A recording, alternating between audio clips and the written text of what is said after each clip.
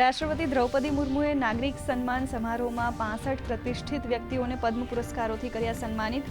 2 પદ્મ વિભૂષણ, 7 પદ્મભૂષણ અને 57 પદ્મશ્રી એનાયત. Cricketer Rohit Sharma, R માધવનને Padmashri તો ગાયિકા અલકા યાજ્ઞિકને પદ્મભૂષણથી કરાયા સન્માનિત. કેન્દ્રીય ગૃહ અને સહકારિતા મંત્રી અમિત શાહે નાફેડના ઓક્શન પોર્ટલ nafex.in નો કરાવ્યો પ્રારંભ. કહ્યું 74 લાખ ખેડૂતોને થશે લાભ, તો કૃષિ ઉત્પાદનોની ઓક્શન પ્રક્રિયા બનશે વધુ મજબૂત.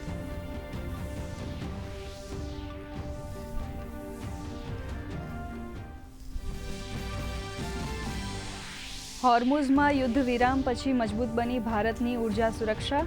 3 ભારતીય જહાજ 2 લાખ મેટ્રિક ટન કાચા તેલના જથ્થા સાથે થયા રવાના. તો કતારના રાસ લફાન LNG પ્લાન્ટમાં થયેલા બ્લાસ્ટમાં 12 ભારતીય નાગરિકોના મૃત્યુ. વિદેશ મંત્રાલયે વ્યક્ત કર્યું દુઃખ.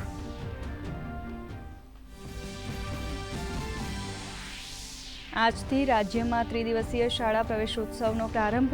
મુખ્યમંત્રી ભૂપેન્દ્ર પટેલે વડનગરની BN હાઈસ્કૂલથી શાળા પ્રવેશોત્સવ અને કન્યા કેળવણી મહોત્સવનો કરાવ્યો પ્રારંભ. તો નાયબ મુખ્યમંત્રી હર્ષ સંઘવીએ અડાલજમાં આપી હાજરી. બાળકોને મોબાઈલ અને ટીવીનો મર્યાદિત ઉપયોગ કરવા CMની સલાહ.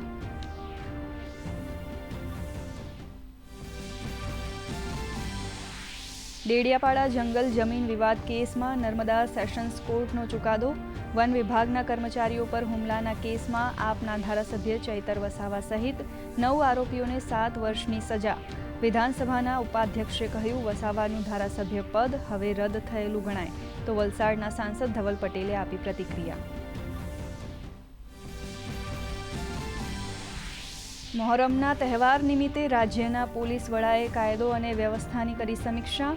તમામ કમિશનર, રેન્જ વડા અને SPને સંવેદનશીલ વિસ્તારોમાં વિશેષ તકેદારી રાખવા આદેશ. ડ્રોન, CCTV અને બોડી વોર્ન કેમેરાથી રખાશે બાજ નજર.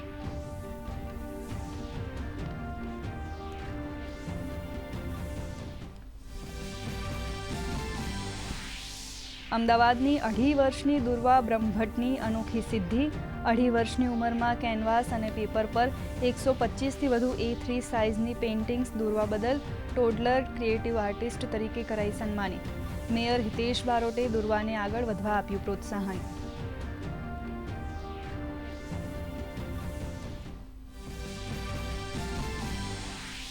છવ્વીસ જૂન સુધીમાં ગુજરાતમાં ચોમાસું દસ્તક દે તેવી શક્યતા. સાયક્લોનિક સર્ક્યુલેશન અને ટ્રફની અસરને પગલે રાજ્યમાં જામશે વરસાદી માહોલ. સુરત, નવસારી, વલસાડ, ડાંગ, અમરેલી અને ભાવનગરમાં ભારે વરસાદની આગાહી. તો મધ્ય અને ઉત્તર ગુજરાતમાં ગાજવીજ સાથે વરસાદી ઝાપટાની વકી. ભારતે FDIમાં છેલ્લા 5 વર્ષનો તોડ્યો રેકોર્ડ. RBIએ જાહેર કર્યા આંકડા. એપ્રિલમાં $660 કરોડ વિદેશી રોકાણ, જે પાછલા વર્ષના સમાન સમયગાળાની સરખામણીએ 4 ગણું વધ્યું.